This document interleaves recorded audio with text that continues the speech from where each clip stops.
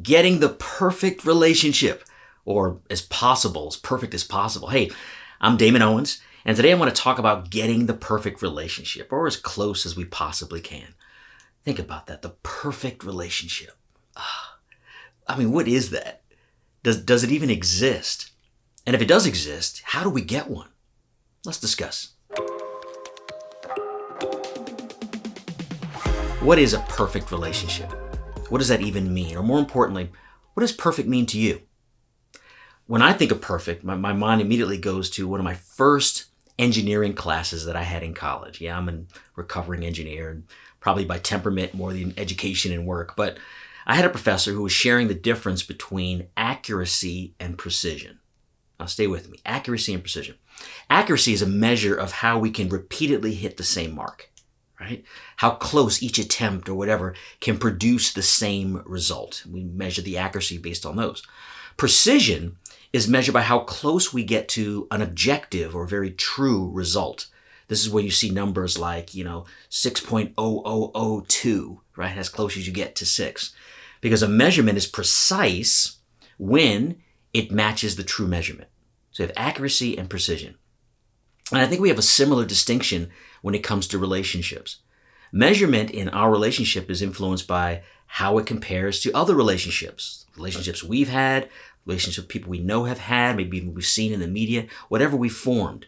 And we measure by these goods, right? What goods are there that we expect in the relationship based on those experiences? Things like compatibility, attraction, shared interests, values, fun, respect, trust, love, even culture, just an ethnic connection.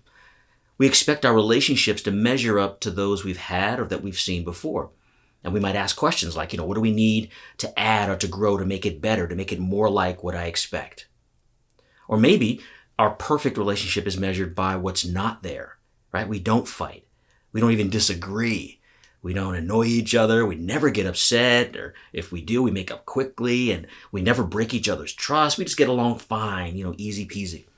That could be a measure of it. This is a perfect relationship because we don't have that conflict. In other words, perfection might mean impeccable to you. No stains, no wrinkles, spots, holes, conflicts, annoyances.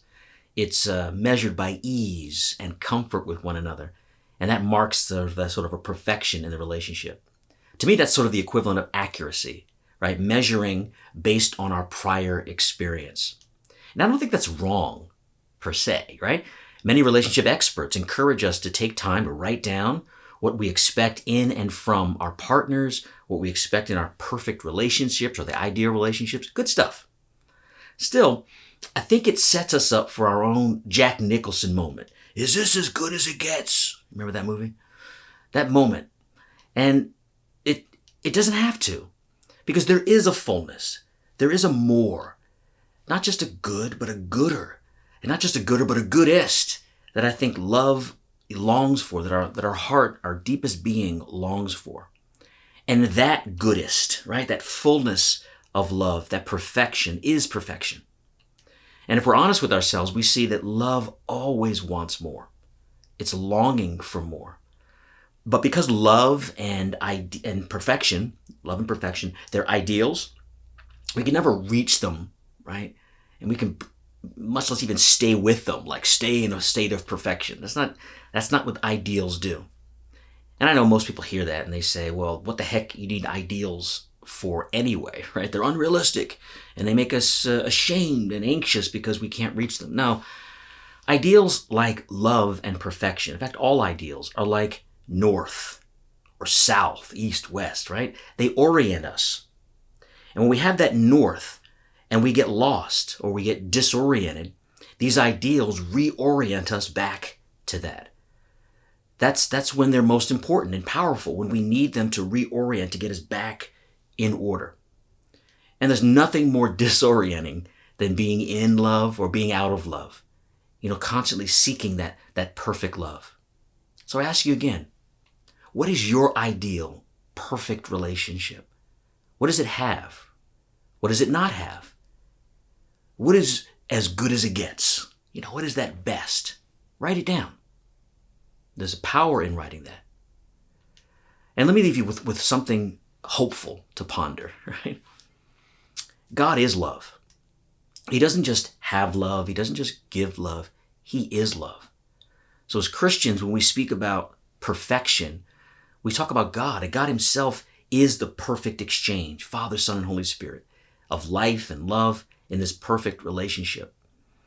And you and I are made in his image and likeness with this unlimited access to love, to him, because he's poured himself out and made himself so available to us. So how much more can you love? That is, will gooder good, can you will the gooder good to your beloved? Right? How much more can we continue in love?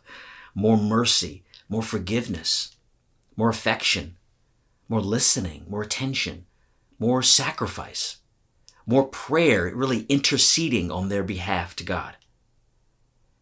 On this side of eternity, heaven, this side of heaven, whatever love we experience will never be as good as it gets. It's this constant craving, longing, becoming. But staying a student of love in each of our relationships, romantic or otherwise, we allow ourselves and we allow love to perfect us and our beloved. It flows in and through this relationship.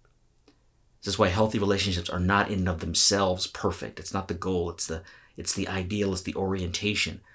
But healthy relationships perfect us because of love, the grace, and the will of God, our God and Father, who wants our wholeness and our holiness even more than we do.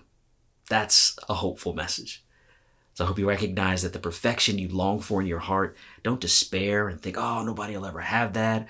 Don't be such an idealist that think it's just going to happen.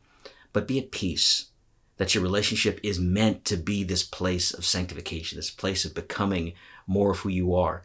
And in that sense, we thank God for the great gift of love, the great gift of our desires, and of his personal friendship in helping us to achieve what he put into our hearts. You can have perfect relationship, but you go to the perfection himself and ask for it. God bless you.